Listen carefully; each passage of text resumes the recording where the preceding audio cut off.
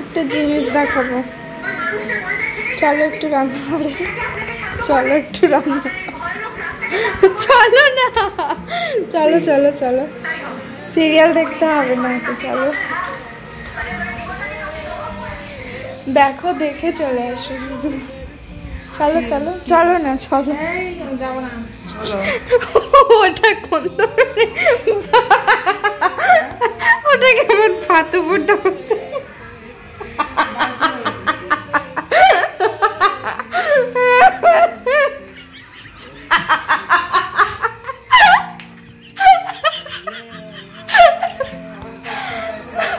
Hello everyone, আজকের ব্লগের শুরুতেই আমি প্রথমেই আপনাদের কাছে অনেক একটা জিনিস দেখাবো, কারণ আপনারা ধৈর্য ধরে এতক্ষণ একটু হাসিটা শুনবেন। চলো লিটারালি আমার এত খারাপ হাসি, চলো না, চলো চলো চলো, চলুন এবার ব্লগ, সিরিয়াল দেখতে হবে না, চলো দেখো, দেখে চলে আসো, চলো চলো, চলো না, চলো, ওটা কোন ধরনের, ওটা কেমন ফাতু ফুটা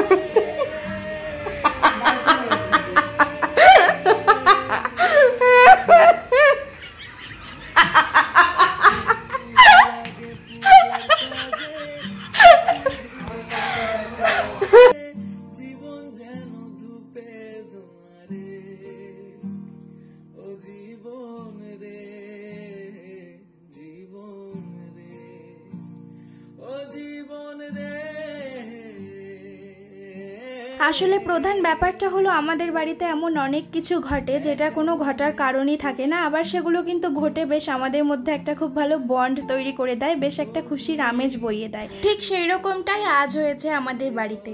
মানে আজ আমার একটা পুচকে দেওরের জন্মদিন, সেখানে রাতে সবার নিমন্ত্রণ রয়েছে। তো সেখানে আমি যাব, আমার হাজবেন্ড যাবে, গিনি যাবে, কিন্তু মা কিছুতেই যাবে না বলছে। তাই মা নিজের জন্য একটু ভাত নামিয়ে নিয়েছে। এবার ভাত সম্পূর্ণ হয়ে যাওয়ার পর যখন মাঠটা গালবে, তখন দেখছি যে সসপ্যানটা যত্ন করে ধুয়ে তুলে রাখা, সেটা আর কিছুতেই তার এঁঠো করার মন চাইছে না। সেই জন্য বাধ্য হয়ে নাকি বালতির ওপর ভাতের মাঠটা গেলেছে। এবার আপনারাই বলুন তো, এটা দেখে আমি হাসবো না কাঁদবো? এই সমস্ত কাণ্ড দেখে তো হাসারই কথা, তাই না? সত্যি কথা বলতে আমাদের বাড়িতে প্রত্যেকেই এরকম আমরা বিভিন্ন রকম উদ্ভট কাজ করে থাকি, আমিও করে থাকি। সেগুলো হয়তো সবসময় ক্যামেরায় ক্যাপচার করা হয় না, এমনকি বাড়ির প্রত্যেকেই করে থাকে। তবে আজ এটা চোখের সামনে ঘটলো, তো তাই আমি ক্যামেরাতে ক্যাপচার না করে পারলাম না। আর আমার মনে হয় যে এরকম ছোটোখাটো বিষয় নিয়ে হাসি ঠাট্টা ইয়ার্কিতে নিজেদের মধ্যে বন্ডটা কিন্তু আরও স্ট্রংভাবে তৈরি হয়। তো চলুন এবার একটু বাজারের দিকে আমি বেরিয়েছি, কারণ ওই পুচকে দেওরটার জন্য কিছু উপহার নিতে হবে। আমাদের দোকানে পৌঁছে যাই সোজা। দোকানে পৌঁছে গিনিকে আমি ওর বাবার কাছে রেখে বরাবরের মতোই চললাম বাজারে। আমি যদি ওকে নিয়ে যাই তাহলে আপনারা জানেনই যে কীরকম লন্ডভন্ড হবে, তার থেকে বেশি রিস্ক নিয়ে আর কাজ কি, ওকে রেখেই যাই, শান্তি মতো খুব অল্প সময়ে কাজটা সেরে আসি। আমার না ছেলেদের জন্য জামা কাপড় কেনাকাটা করতে একদমই ভালো লাগে না, সেই একঘেয়ে আমি শার্ট আর প্যান্ট, এছাড়া ভিন্ন রকম আর কিছুই নেই। আর এদিকে দেখুন মেয়েদের কত ভ্যারাইটি জামা। এই জন্য আমার প্রেগনেন্সির টাইমে আমি বারবার ঠাকুরের কাছে চাইতাম আমার যেন একটা মেয়েই হয়। তো ভগবান করে সেই লক্ষ্মী আমার কাছে এসছে। আর এবার এই লক্ষ্মীর কীরকম আচরণ চকলেটের জন্য সেটা আপনারা একটু দেখুন। আমি খাবো, আমি খাবো, আমি খাবো, কেন দিব, আমি খাবো, আয় দিচ্ছি, আয় আয়, আমি খাবো, আমি খাবো। আমার না এই সমস্ত খুনসুটি দেখতে ভীষণই ভালো লাগে। একটা কারণে যখন আরও বেশি বায়না জুড়ে দেয় তখন সেই ব্যাপারটা আমি খুব এনজয় করি। তো চলুন এবার বার্থডে বয়কে দেখে দিই। এই হলো আমার মিষ্টি দেওর, মাত্র 4 বছরের জন্মদিন হচ্ছে ওর। মানে আমার বাড়িতে ব্যাপারগুলো এইরকমই, মানে আমি এত বড় একটা মহিলা আর আমার দেওর ননদগুলোকে দেখুন 4 বছর 7 বছর এরকম। এই যে বার্থডে বয়ের দিদি দেখিয়ে দিল, ওর এখন 7 বছর বয়স। মানে পুরো সিচুয়েশনটা এইরকম, আশা করি বুঝতেই পারছেন কি ব্যাপার।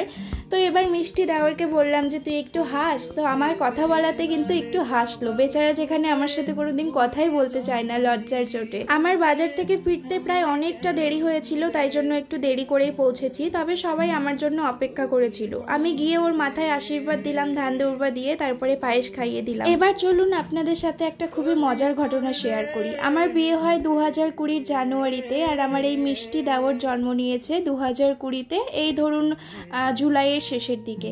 মানে আমার বিয়ের পরে এর জন্ম হয়েছে। এমনকি এর যে নামকরণ, আমি এর নাম রেখেছি নৈরিত।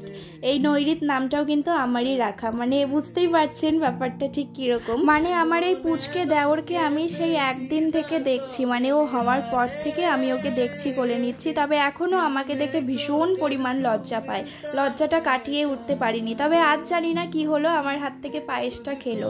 এই কিছুদিন আগেই আমার বাড়িতে এসছিল 2 ভাই বোন মিলে। ওর দিদি কি সুন্দর আমার হাতে খাবার খেয়ে নিল, কিন্তু ও আর কিছুতেই খেলো না। শেষে ওর মাকে ডাকলাম, ওর মা ওকে খাইয়ে দিল। ঠিক এতটা পরিমাণ লজ্জা পায় ছেলেটা। এবারে সরাসরি চলে আসি কেক কাটার পরবর্তী পর্বে, যেখানে সমস্ত এই যে কাজিনসরা একে অপরের গালে ক্রিম লাগাচ্ছে। নীল জামা পরা যেই বাচ্চাটা, সেটা কিন্তু গিনির পিকু দাদা। সেও বেশ মত্ত হয়ে উঠেছে সবার সাথে, কিন্তু গিনির কারোর সাথে কোনো কথা নেই। ও ঘুরে ফিরে আমার কোলে আর আমারই কোলে। আর এদিকে আমাদের বড়দেরও কিন্তু আড্ডা বেশ জমজমাট হয়ে উঠেছিল। আমার হাজবেন্ডের কাজিনসরা ছিল যারা তাদের সেম এজের, তারা কিন্তু ওদের টিনেজের গল্পগুলো আমাদের সাথে শেয়ার করছিল। আর আমরা এত হাসছিলাম যে খাবার খেয়ে দাঁত ব্যথা হওয়ার আগে হেসে দাঁত ব্যথা হয়ে গিয়েছে। তো এই মিলিয়ে আমাদের আজকের পুরো দিনটা কিন্তু বেশ ভালোই কাটলো। আপনাদের আজকের দিনটা কেমন কাটলো সেটা কিন্তু কমেন্টে অবশ্যই লিখে যাবেন।